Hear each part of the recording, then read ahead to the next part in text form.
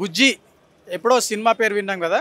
ఆ సినిమాలో క్యారెక్టర్ కాదు, ఇప్పుడు ఒక వాహనం పేరే బుజ్జిగా మనకు కనిపిస్తుంది. అది ఎక్కడో కాదు, కల్కి సినిమాలో వినియోగించిన ఈ వాహనం పేరే బుజ్జి.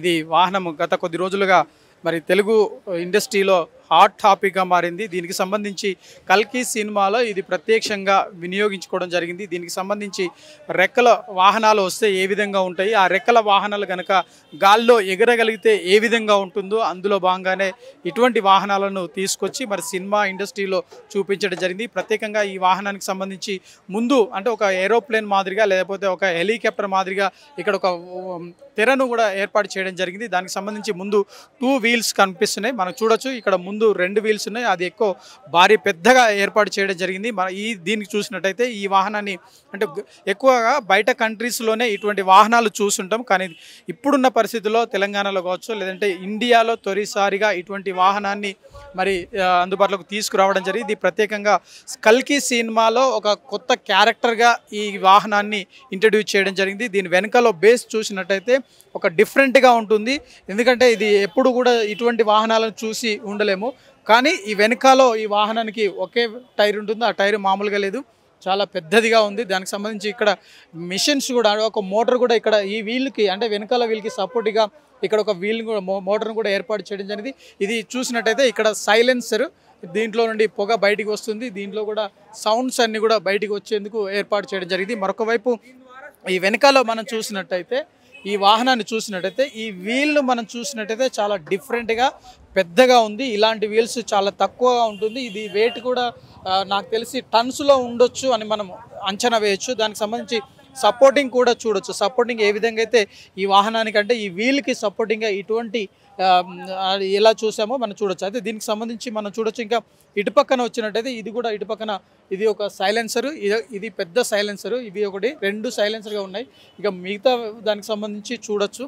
అంటే ఒక జేసీబీ లేదంటే ఒక మిగతా హెవీ వెహికల్స్ లిఫ్ట్ చేసే వెహికల్స్ ఏ విధంగా అయితే ఉంటాయో అటువంటి వాహనాలను ఏ విధంగా డిజైన్ చేశారో అదే విధంగా ఈ వాహనాన్ని బుజ్జిని కూడా డిజైన్ చేయడం జరిగింది. పూర్తి స్థాయిలో ఇది మెటల్తోనే రెడీ అయిందని చెప్పుకోవచ్చు, ఎందుకంటే ఇది చాలా మెటల్ చాలా హెవీగా ఉండేందుకు అవకాశం ఉంది. ఇక ఇటుపక్కన కూడా ఈ బ్యాక్ సైడ్ వెహికల్కి సంబంధించి వీల్కి సంబంధించి ఇక్కడ ఒక మోటార్ను కూడా ఏర్పాటు చేయడం జరిగింది. ఈ మోటార్ ద్వారా దీనిపైన వెయిట్ పడుతుంది. అంటే ఇది పూర్తి స్థాయిలో రన్ కావడానికి ఇవి 2 మోటార్స్ ఏవైతే ఉన్నాయో ఆ 2 మోటార్స్ కూడా మనకు ఉపయోగపడతాయి. ఇంకా వెయిట్ను బ్యాలెన్స్ చేసేందుకు ఎక్కడైనా సస్పెన్షన్స్ మనం చాలా మాట్లాడుకుంటాం. అయితే దీనికి సంబంధించి కూడా ఇది ఒక ట్రైన్కు ఉన్న సస్పెన్షన్ ఏ విధంగా ఉన్నాయో అటువంటి సస్పెన్షన్స్ ఇక్కడ ఏర్పాటు చేయడం జరిగింది. ఇది డిఫరెంట్గా అంటే గత మన ఇటువంటి అంటే ట్రైన్కు మాత్రమే ఇటువంటి సస్పెన్షన్స్ ఉంటాయి. అక్కడ ఇక్కడ చూసినట్లయితే మధ్యలో అటాచ్ చేసేందుకు ఒక వీల్ కూడా ఏర్పాటు చేయడం జరిగింది.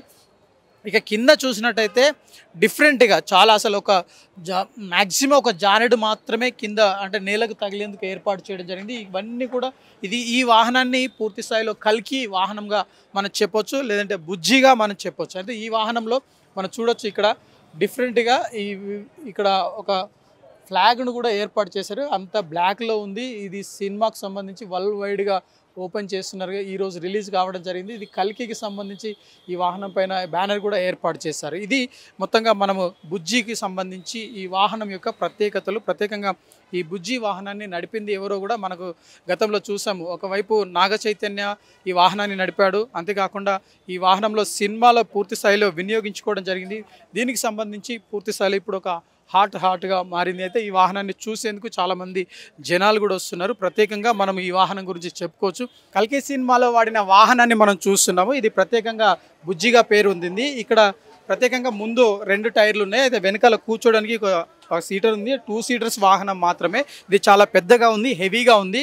ఇది ఎక్సలేటర్ బ్రేక్లు ఇవన్నీ చాలా డిఫరెంట్గా ఉన్నాయి. ఇది మనం చూడొచ్చు.